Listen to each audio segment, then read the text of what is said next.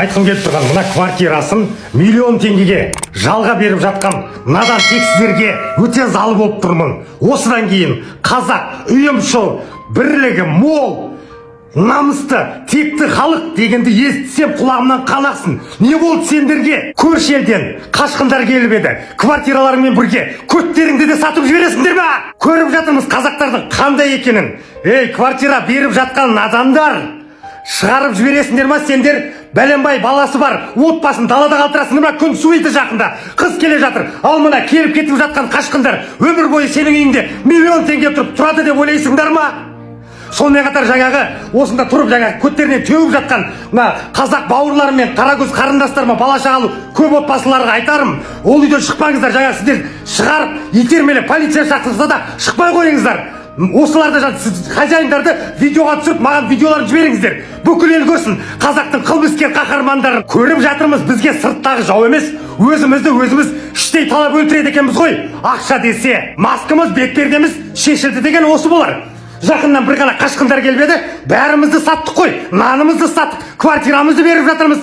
Не болды? Қандай біз қазақ еліміз, қандай біршілік бар бізде? Малдар біле. Қазақ елі ешкім квартирадан шықпасын, пәлен түген көтеріп атырық. Күн суыды, отопительный сезон басталды. Ешкім шықпасын, шеше прокуратураға жазыңдар. Конкретно шешеңе рахмет бар ма? Құныққан айуан шешеңсіда ақшадан өлдіңдер ма? Квартира беретіндер. Шешеңе рахмет, не болды? Өзіңнің қара көзіңнен айдаладағы біреу артық болды ма? Конкретно арттан пышақ ұру бұл. Арттан пышақ ұру конкретно. Прокуратураға жазыңдар. Сотқа жазыңдар, шықпаңдар. Ештеңе істемейді конкретно бар ма? Келсіңдер ма? Доғыр жоқ болса да тұр болды, осындай ақшамен кіргем, шешеңе рахмет. Не болды саған? Өлдіңдер ма ақшадан деп.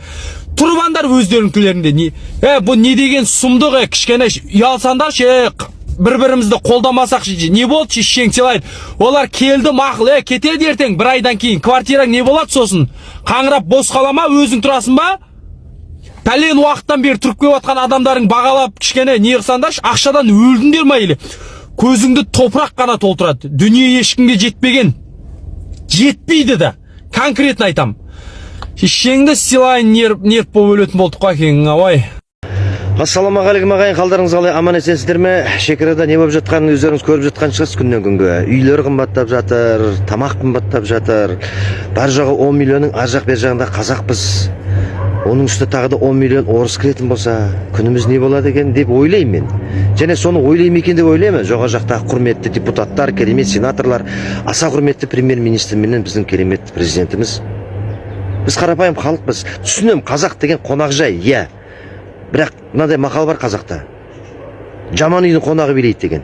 Ертең осындай әңгіме болып кетті деп қорықпайсыздар ма? Мына екі орыс қазақша сөйлесіп отыр дейді бір-бірімен.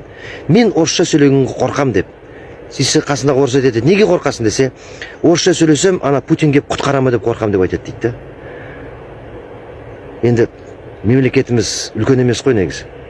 Мына итті көтіне қарап сүйегі жатады ғой, құрметті ағайын. Өмір ғой. Күн көреріміз. Құйрығы жоқ, жалы жоқ. Құлағын қайтып күн көрер. Аяғы жоқ, қолы жоқ. Жылан қайтып күн көрер.